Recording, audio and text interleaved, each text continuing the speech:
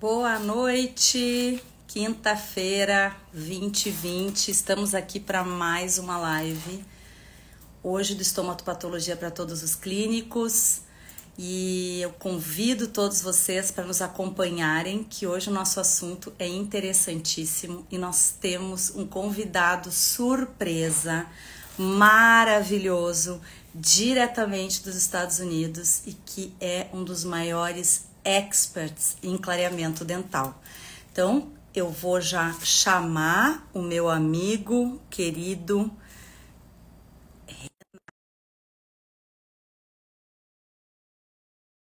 Rê, tô te mandando o convite.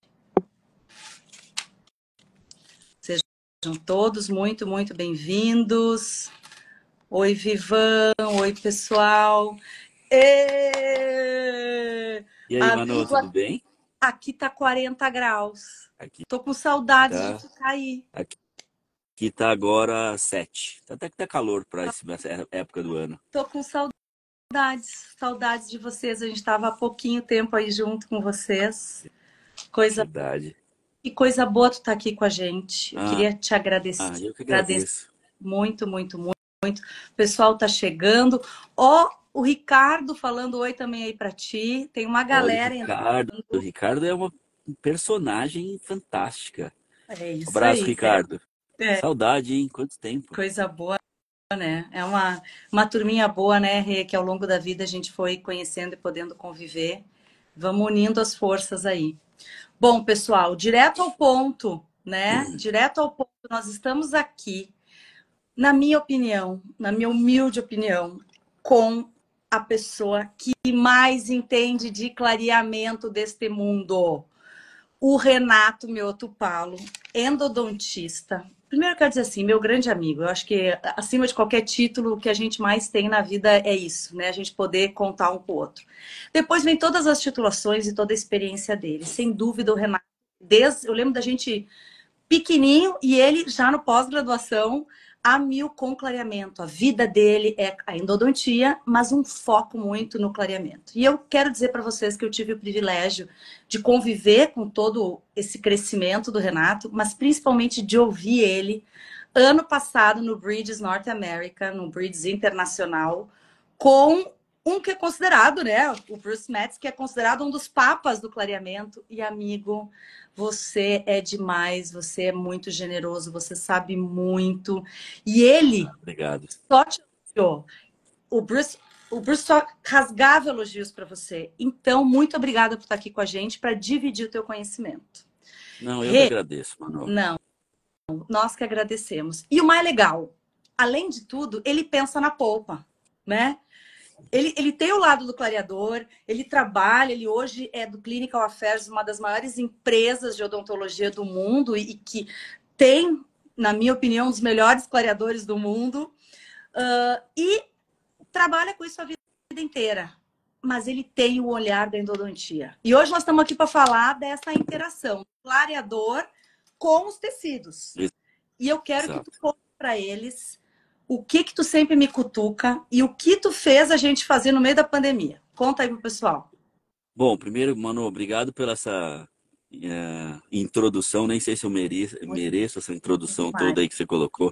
Mas o grande ponto, eu acho que eu aprendi uma coisa muito, muito legal, né? A gente aprende com os nossos mestres e tutores, né? A gente precisa aprender a ter humildade de que muitas vezes a gente acha que está indo para um lado que seria o ideal e aí a vida coloca a gente numa outra trajetória e essas outras trajetórias, se a gente souber escutar as pessoas certas, acaba sendo muito produtivo, né? E a gente começa a aprender muito.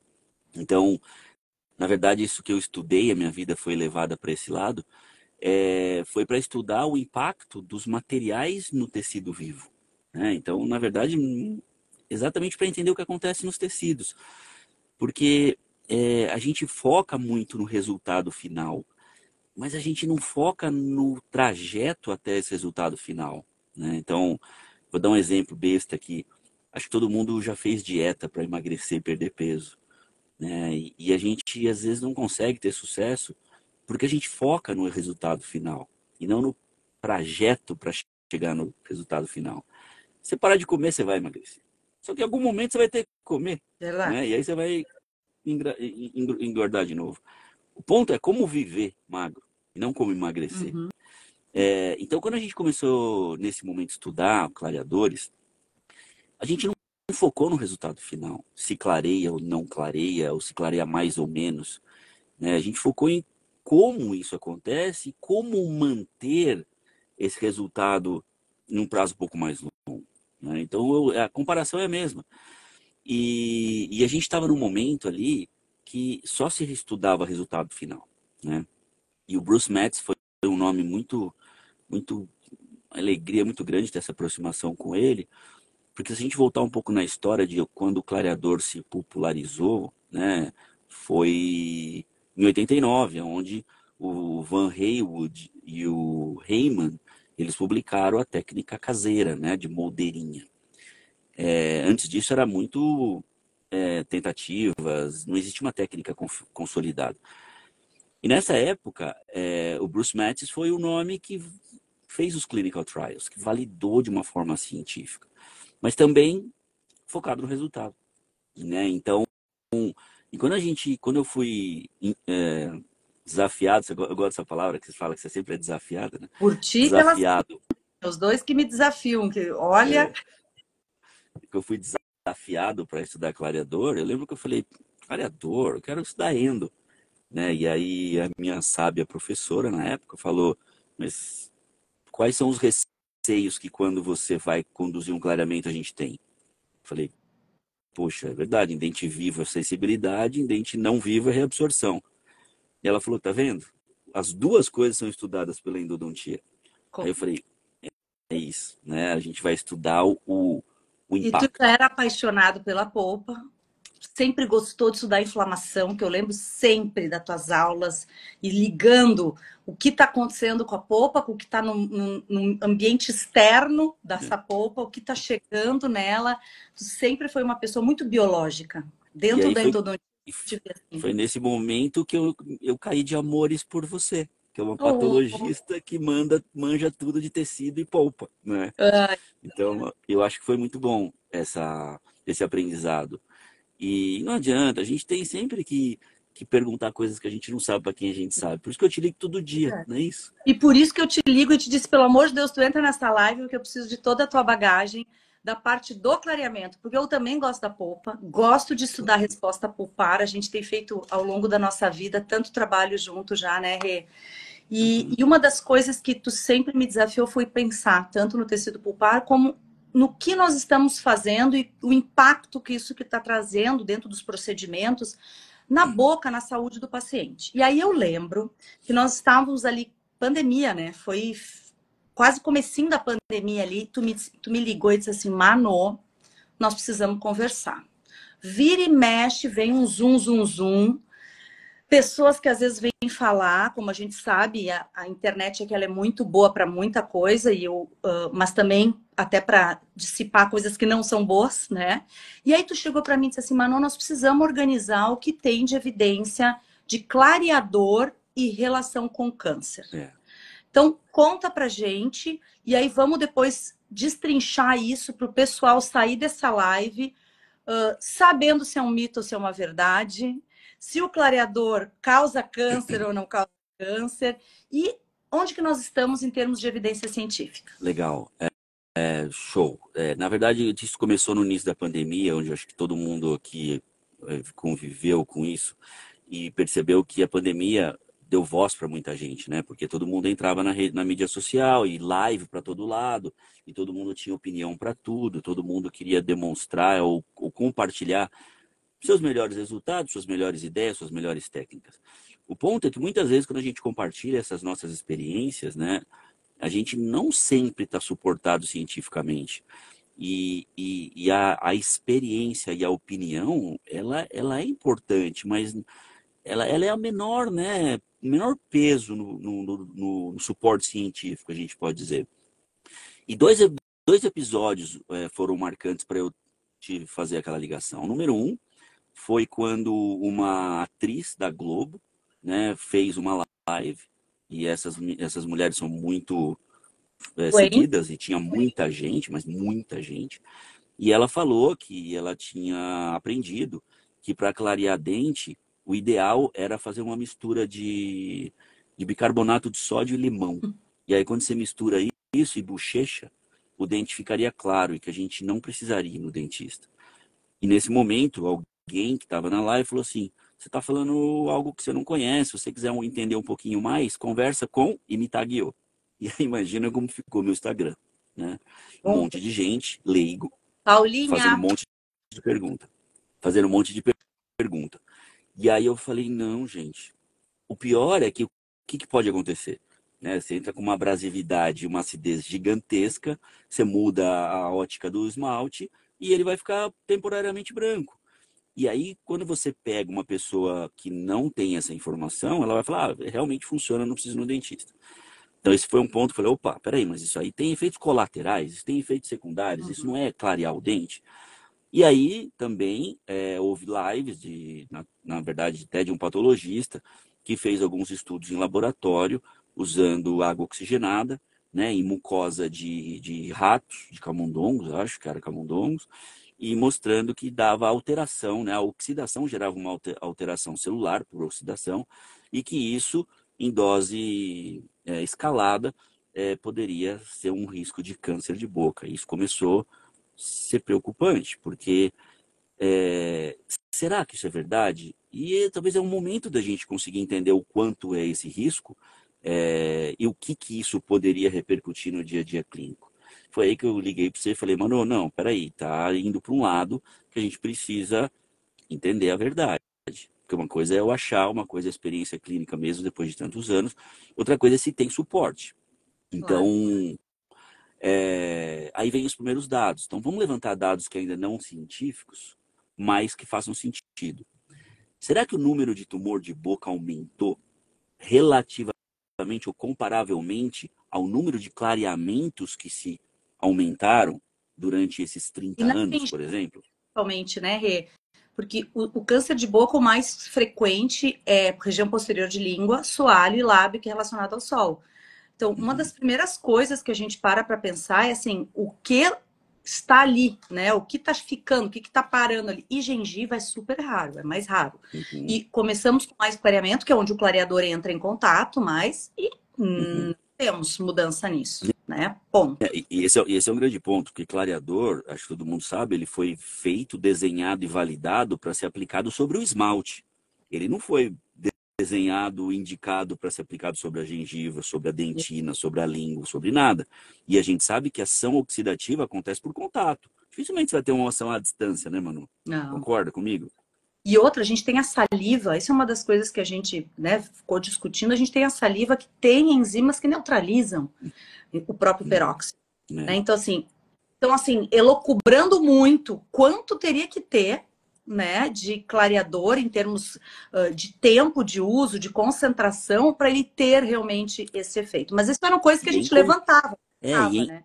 e o clareador em contato com o tecido e sendo reativo de forma constante.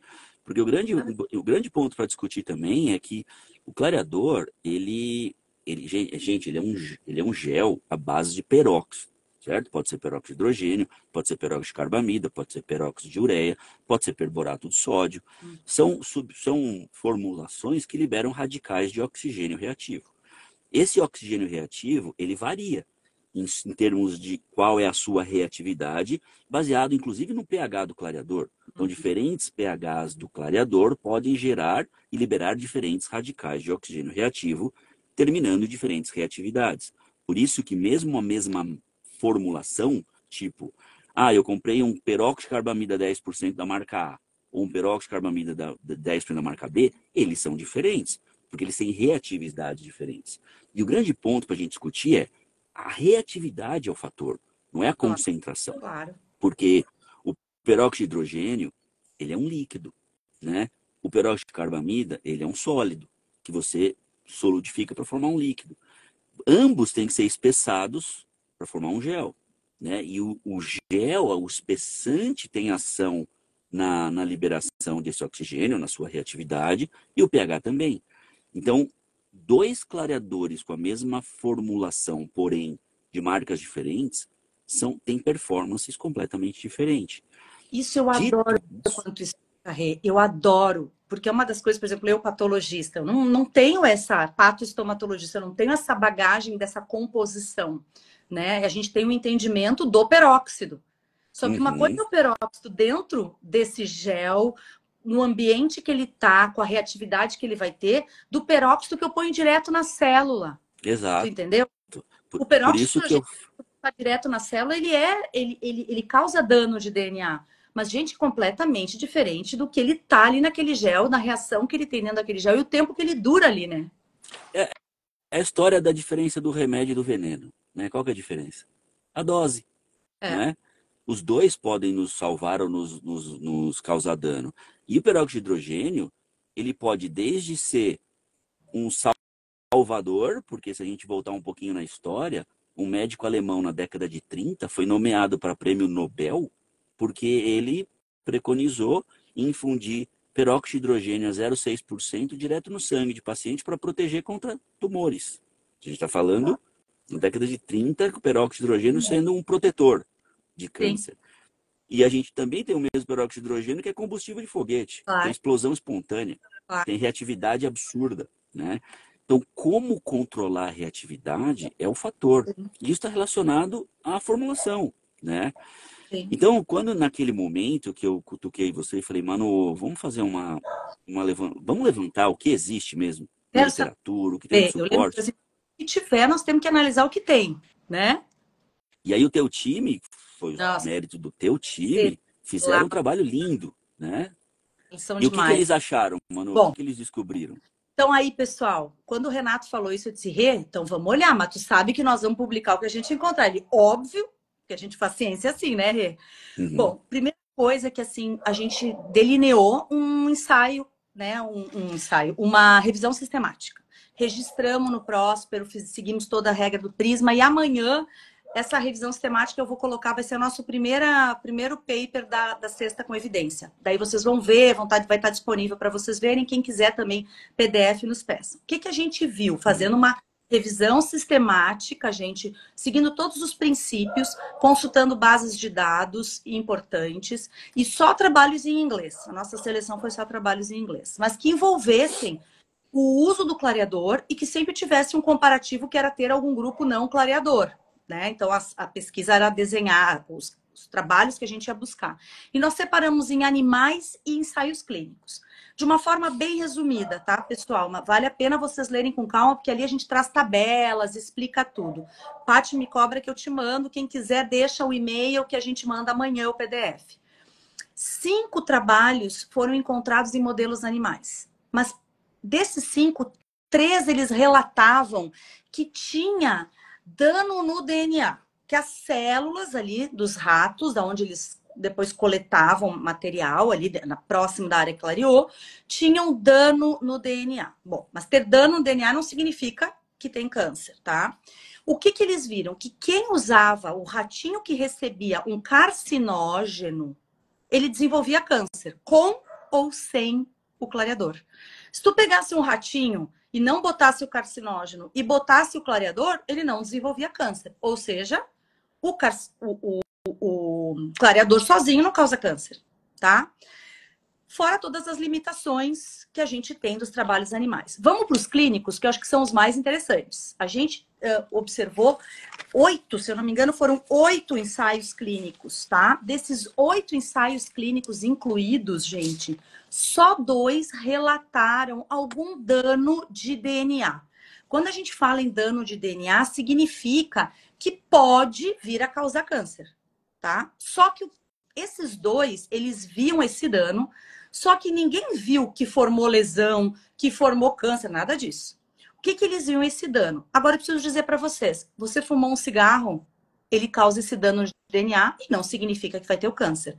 Você às vezes come alguma fruta com algum produto químico, vai chamar agrotóxico, pode causar esse dano no DNA, tá? Mas só 2 acharam, certo? E duvidosos. Os trabalhos mais interessantes e melhor desenhados são aqueles que avaliavam logo quando fez o clareamento, coletavam, faziam um esfregaço da mucosa e ficavam acompanhando esses pacientes pós-clareamento e 60 dias, por exemplo, pós-clareamento. O que, que eles viam 30 dias, 60 dias pós-clareamento? Mesmo quando tu tá usando o gel, tem algum dano. Claro, gente, é um peróxido. Ele pode necrosar, ele gera inflamação nos tecidos gengivais.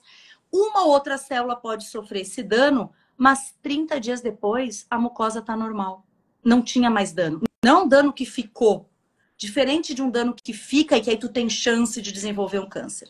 Então, para nós ficou muito claro com esse trabalho que apesar de ter a formação de radicais livres, porque sim, o peróxido de hidrogênio vai fazer nos tecidos a formação de radicais livres, de eventualmente ele danificar algumas células, porque sim, tu vê que necrosa a gengiva se ficar ali muito tempo em contato, e se for uma combinação aí do gel mais agressiva, e aí tu vai utilizar outro. Mas ele não causa esse dano no DNA que permanece. A mucosa tem turnover, né? Tu danificou, 14, 15 dias depois tu já tem uma mucosa nova. Tu vai ali coletar essa mucosa, não tem nada. Então, isso nos deixou mais tranquilos, né, Rê? E acho que teu desafio foi muito bom, porque nos fez, como estomatopatologistas, né? Eu, Felipe, Lauren, Tuane, nosso grupo, o pessoal pegou fogo. Eles queriam estudar e queriam ver o porquê das coisas. E aí foi muito legal que também a gente encontrou que existe uma exposição mínima dos tecidos bucais a esse peróxido, que a gente tem a quantidade desse peróxido, o tempo que ele fica também são muito pequenos, principalmente se tu fizer o que o dentista, né, que é o teu responsável, estiver te orientando a fazer, seguir os protocolos adequados. E que a saliva, ela acaba neutralizando. Por isso que a gente não acaba, por exemplo, a lesão acaba azedando, por exemplo, quando tu tem um peróxido muito em contato com a gengiva, é ali. O resto da boca não queima o resto da boca, não tem problema no resto da boca. Não é a Então, distância. assim, é esse cuidado que a gente sabe que o clínico bom tem de avaliar bem o dente, né? Estudar como os dentes estão antes do clareamento, se tem trinca, se tem bruxismo, se tem sépebe, o que está acontecendo, para a gente depois falar do status pulpar. Ver o status... Isso é tão real, mano. Até desculpa Não, te cortar, mas só para complementar, que eu puxo duas coisas aqui. A importância de realmente seguir a instrução de uso. sem Né? dúvida. Por mais que a gente não dê tanto valor à instrução de uso, já sei usar, ou a instrução de uso é muito detalhada, ou não sei se precisa. A instrução de uso serve para ser colocado no papel o que foi validado. Exato. A validação, ela é totalmente baseada e balizada pelas agências sanitárias. Então, no Brasil é a Anvisa, aqui nos Estados Unidos é o FDA. Então, eles controlam isso para que o material, no caso o clareador, não precisa ser o clareador, mas o clareador, ele seja usado dentro dos limites seguros, dentro dos padrões de segurança. Claro. O ponto é que tudo isso que a gente está falando aqui, o contato do clareador com o tecido mole ou com a célula, ele vai criar uma oxidação da célula. É óbvio, ele é feito para criar oxidação, senão não clareia o dente. Ou vai necrosar, depender do quanto e do que, como tu tá usando. E a instrução de uso indica a forma de usar para minimizar ou até evitar o contato a longo prazo com o tecido mole ou com a célula. Né? Não, um detalhe pequenininho, Rê.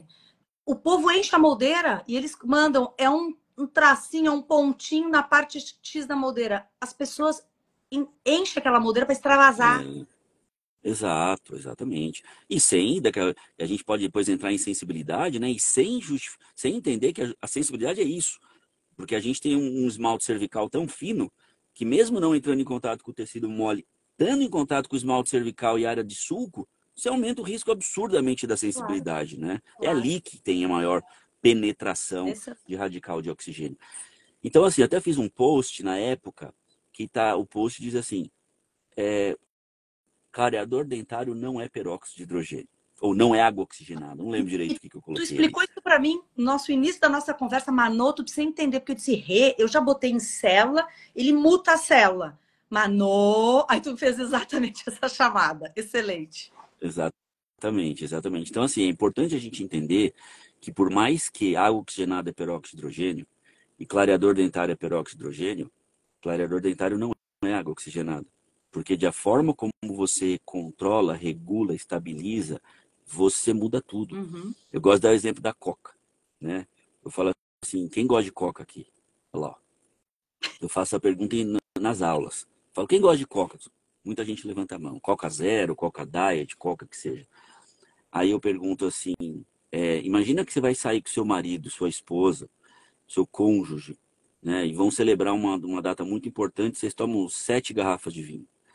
E aí vocês vão para casa e tem uma noite maravilhosa, selvagem, né? Vocês acordam de manhã, aquela ressaca.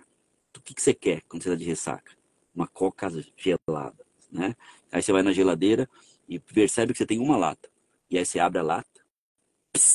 Ai, adoro. Acompanhem comigo. Isso aí pra Põe música. todo mundo que está aqui, ó, se coloque numa sensação de ressaca. E aí abre a lata da Coca, coloca num copo cheio de gelo, de gás, toma. Estão sentindo? A gente sente até limpar Nossa, o cano aqui, né? nossa, certo. Imagina que você não tome a lata inteira. Deixa metade dela na geladeira, aberta. 3 dias depois, você sai de novo com o seu cônjuge para festejar, celebrar outra coisa importante. E aí vocês têm a mesma 7 garrafas de vinho, a mesma noite selvagem. Aí vocês acordam de manhã naquela ressaca monstra. E aí vocês vão querer o quê? A Coca. E só que nesse momento você vai na geladeira e você tem meia lata aberta de Coca. Como que tá essa Coca?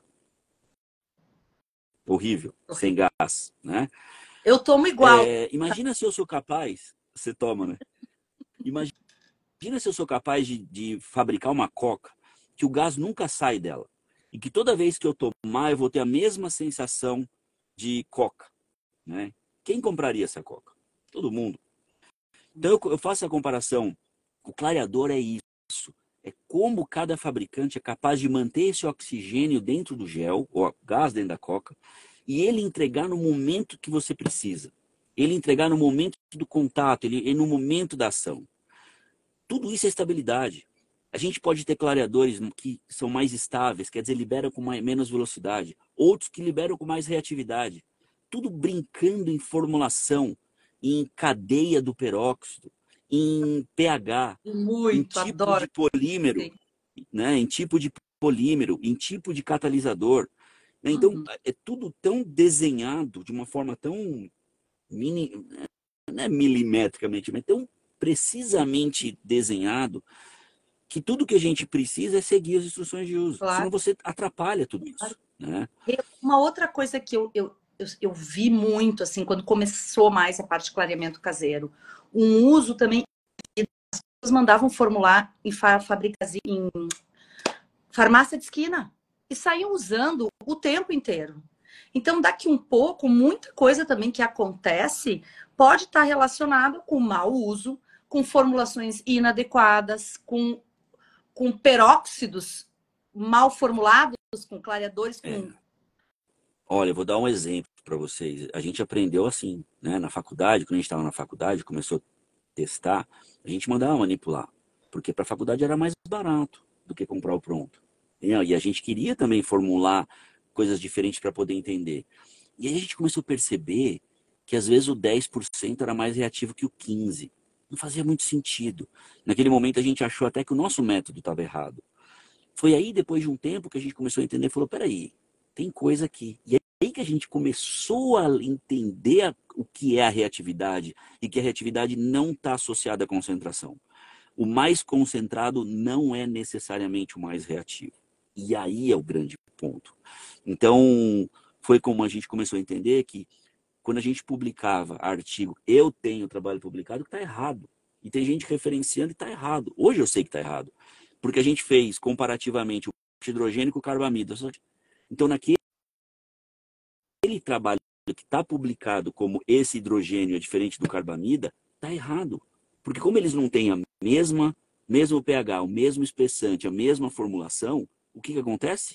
Eles são reatividades diferentes. Uhum. Então, eu deveria ter a mesma conclusão naquele trabalho que está publicado desde 2000 e sei lá quando, que o peróxido de hidrogênio marca tal se comportou diferente, tanto diferente com o peróxido de carbamida da marca tal. Eu não podia concluir que o peróxido de carbamida é diferente do peróxido de hidrogênio, porque eu não sabia Perfeito. naquela época.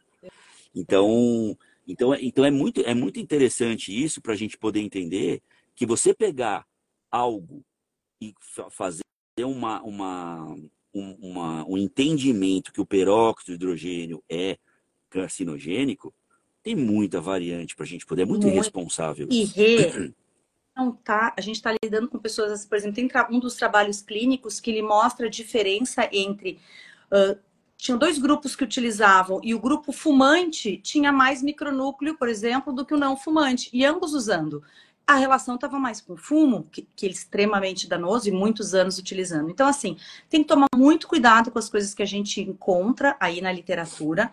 O que a gente tentou através desse trabalho foi botar essas evidências de uma forma sistematizada, agrupá-las e interpretá-las, e sugiro que todos vocês que trabalham com clareamento, isso é para o clínico estar instrumentalizado, saber que, claro, dentro das limitações do que a gente tem disponível até hoje, tá, gente? Dentro do que está publicado até hoje, a gente teve segurança para dizer que não existe evidência científica de que os géis clareadores que foram estudados nessas pesquisas causam câncer, tá? Uhum. E é Você sabe que natural que cause alguma lesão, alguma agressão. O tecido pode proliferar, o tecido pode necrosar, mas isso não quer dizer que vai estar causando um dano irreversível no DNA das células daquele paciente. E Acho que esse é essa o. alteração do tecido que você comenta é importante, que é muito além da dose recomendada. Né? Então, se a gente está dentro da dose recomendada, você cria uma oxidação de contato que a própria sua enzima antioxidante, que é protetora sua, Claro. faz desaparecer em minutos. Né? E acho, da mesma forma que a gente começou falando, né, como patologista, a gente tem, por exemplo, assim, quando é que começaram a estudar o câncer HPV induzido? Quando começaram a ver um número aumentado de câncer de amígdala, de base de língua, mais posterior e com um determinado padrão. Todo mundo foi estudar o que está acontecendo ali. Desde que os clareadores surgiram e que as pessoas começaram a usar no mundo inteiro com volume astronômico, a gente não vê aumento no caso de câncer em gengivas. É raro o câncer de gengiva. Se a gente pegar palato, então, região superior, que é a moldeira, poder, é mais raro ainda, tá? Então, fechando essa parte, pessoal, agente clareador utilizado da forma como o fabricante recomenda, e dentro dos estudos que a gente tem até o presente momento, não existe evidência científica que ele cause câncer. Ele pode agredir o tecido? Pode agredir o tecido, como várias outras coisas que a gente utiliza podem agredir, principalmente se estiver em contato e de uma forma errada com os tecidos. Vamos passar para uma segunda parte, porque daqui um pouquinho eu sei que o Rê também tem que buscar as meninas, já tem mil coisas. Vamos passar para a parte de sensibilidade. A outra pergunta que a gente lançou nessa semana foi assim: como que a polpa responde? Então, assim, gente, só relembrando, a pobre da polpa é uma santa. O Renato falou em resiliência no nosso bate-papo lá na casa dele. Ele trouxe essas palavras e a gente fez uma brincadeira, Rê. Nós pegamos o que tu falou de resiliência, da importância da resiliência na vida, e a gente trouxe para a polpa para te homenagear, tá? Então, hoje tem um post sobre a polpa, ela é resiliente. Conta tu, endodontista, para nós, o que a polpa pensa do agente É, clareador. é muito interessante, porque a gente, acho que para começar a nossa conversa, a gente precisa entender que existem dois tipos de sensibilidade e a gente se perde nelas. Existe uma sensibilidade que é em decorrência de um processo neural, quer dizer, um tecido nervoso sendo estimulado. Dá sensibilidade, correto? Professora Márcia Marques, olha aqui, Márcia, nossa super prof, nossa musa, minha grande mentora. Vai lá, Rê, desculpa. Não, celebridades da patologia, não é assim? Nossa, professora Márcia, amo, amo, amo. Vai lá. Então, uma sensibilidade é essa, é uma sensibilidade neural. Nessa sensibilidade, você está estimulando esse tecido vivo, né? Existe uma outra sensibilidade que é através de um processo inflamatório. Então, quando você tem uma polpa inflamada, ela também é mais sensível, né? Aqueles primeiros estágios da pulpite, por exemplo. Você tomar água gelada vai doer mais, E, Rê, né? e a É, crônica, que às vezes tu nem sabe que o paciente tá com uma pulpite crônica, porque ela não dói, e tu caceteia com mais algum outro tipo de procedimento. Exato, exatamente. Eu gosto de chamar isso de silêncio clínico, né? É, O e nem paciente não sabe, não fala muito da pulpite crônica, mas ela tá lá. e assim, a gente tem um erro na odontologia de achar que se não doeu, tá bom, né? E se doeu, tá ruim. Ainda Então não é assim. Opa, Existe dente que dói e não tá necessariamente ruim, e tem dente que não dói e que não tá necessariamente bom, né? Então, esse é o alemão grande ponto. médico. Opa, eu não tô te ouvindo. Agora Tô? voltou. Tá. O que a gente vê é o seguinte: a gente tem. é, Eu não sei falar em percentual porque não houve estudo nisso, Uhum, mas não há relato de que clareador dentário promove pulpite reversível. uhum. Isso não existe ainda relato. Ah, não existe relato porque não houve um clinical trial para isso, não houve uma pesquisa em cima disso. Até aí tá tudo bem. O ponto que a gente vê o Marco Só, daí de Porto Alegre, tem um trabalho bem bacana que ele usou oxímetro de pulso adaptado em incisivos centrais e ele avaliou como o clareador de uso de forma correta impactaria no grau de saturação de oxigênio do tecido pulpar. Porque a gente sabe que os testes de sensibilidade ou de vitalidade para poder entender a polpa, eles são muito imprecisos, subjetivos. A gente não tem realmente um marcador que fala, ah, isso alterou o tecido em X%. Né? A gente tem teste de vitalidade, você bota o frio e o cara grita mais ou menos, ou a resposta do paciente que é subjetiva. Então a gente ainda tem limitação para poder entender e Uhum. diagnosticar o tecido. Opa. Mas é uma das formas, que também tem as suas limitações, entender o grau de saturação. E eles perceberam o seguinte, que é, após 15 dias de uso overnight, quer dizer, todo dia, você teve uma diminuição de menos de 1% do grau de saturação. Quer dizer, e depois do 15º dia, ficou sem usar nessa recuperação, no 30º dia avaliaram de novo, e a polpa já estava no grau normal. E, Então, quer dizer, deixa eu te perguntar, tu viu, tem um trabalho também antigo, acho que do Sintra, em animais.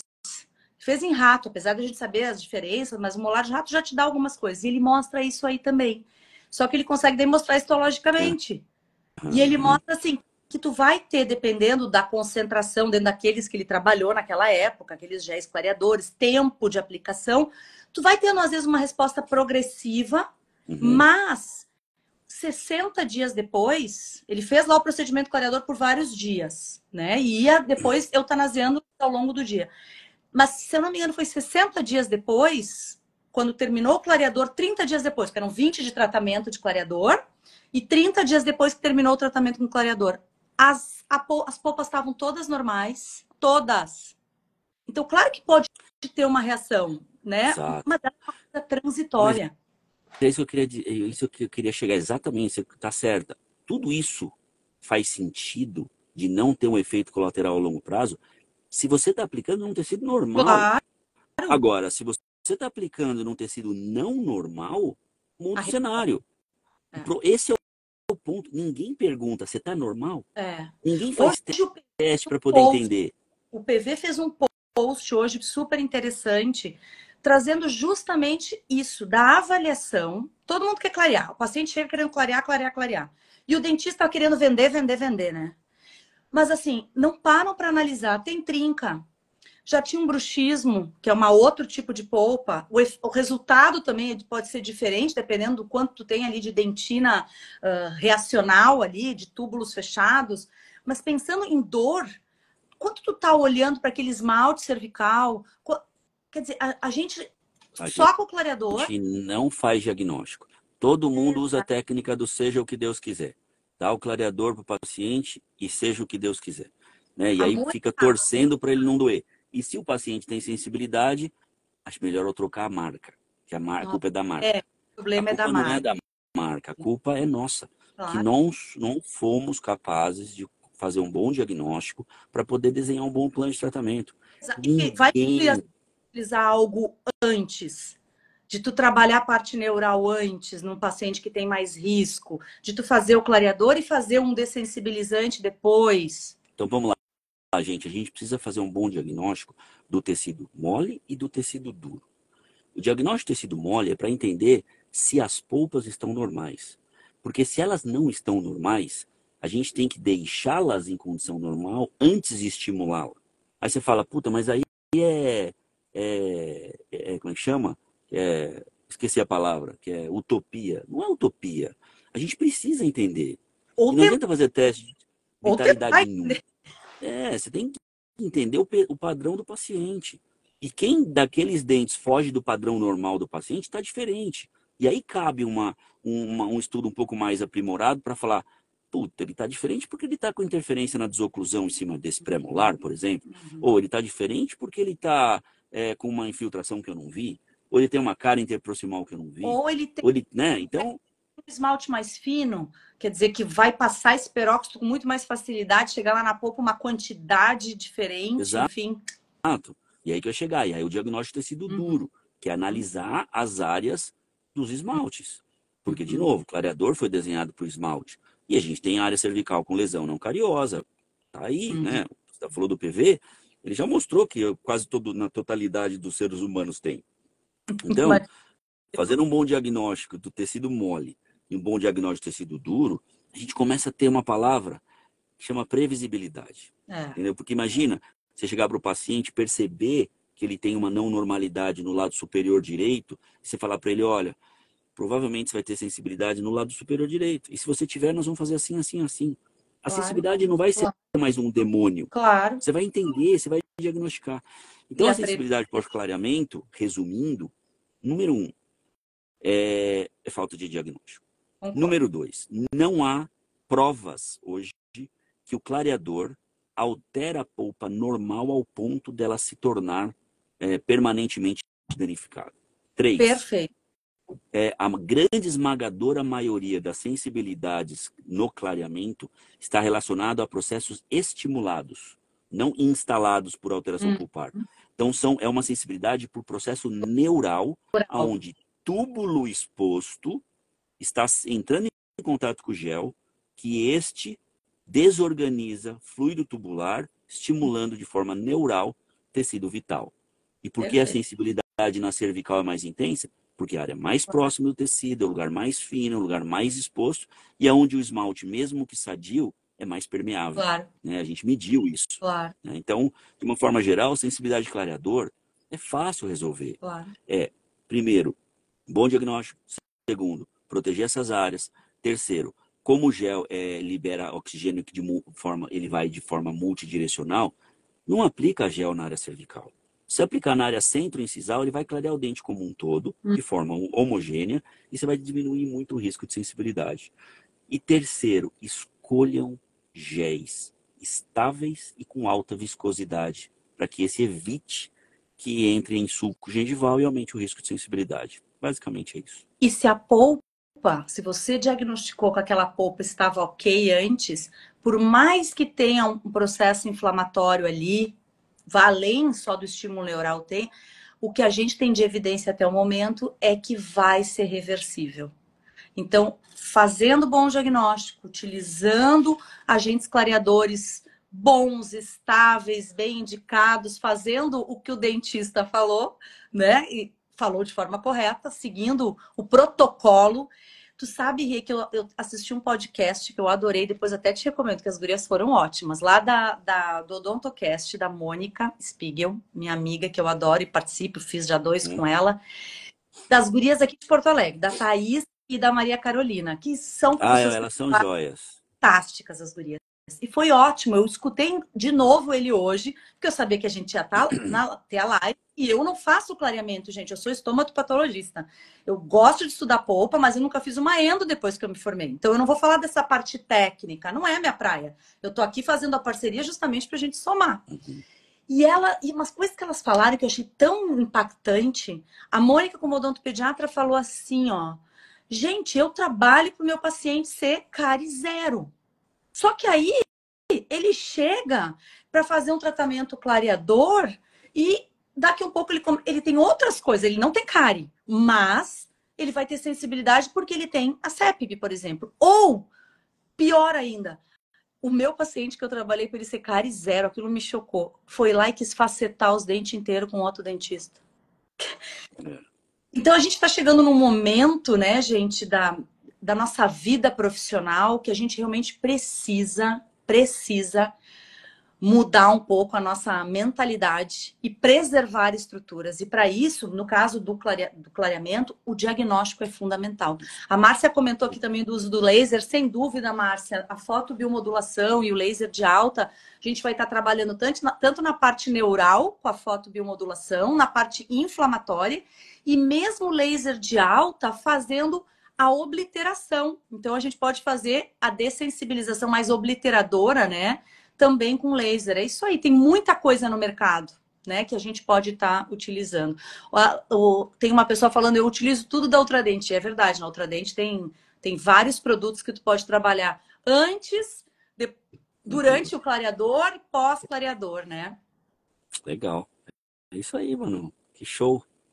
Amei. Amei. Deixa eu só te dizer que nós já temos que escrever, então, um capítulo de livro. Lembra que a gente tem que escrever um capítulo de livro? Eu vou dar uma adiantada, já que a gente preparei para dar uma estudada nessa live. Pessoal, esperem. Se Deus quiser, em breve nós vamos ter um livro voltado para o clínico, mas com essa pegada da estomatopatologia em cada área, tá? E, obviamente, Renato, Paulo, Rodrigo, Vivan vão estar liderando aí a interação com a endodontia. A Paulinha vai estar com a gente interagindo com a periodontia.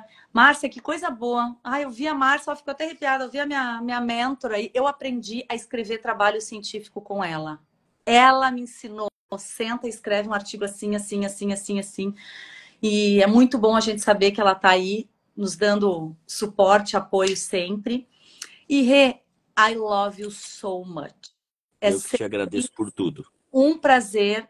Eu aprendo demais contigo e que a gente siga sempre juntos, fazendo bem, fazendo o bem e se divertindo.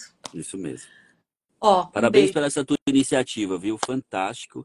Eu acho que muita gente precisava disso. Você está desmistificando uma coisa tão importante que é o entendimento das não normalidades do tecido, né? A gente aprende tanto em como ele tem que ser de forma normal, mas a gente não sabe entender quando ele não está normal. E é isso que é muito importante. Então, fantástica essa tua iniciativa. Eu que adoro. São vocês. Eu saí do CIOSP com mordidinha que vocês me pegaram, tu, PV, Cissa, e disseram, Manu, bora fazer coisa, vamos pro digital. E aqui estou eu. E eu agradeço muito, muito, muito, muito. Estamos junto. Obrigada, Paulinha. Um beijo, amiga. Teu Beijo marido já vai buscar para casa. Beijo. Obrigada, Beijo. gente. Tchau. Tchau.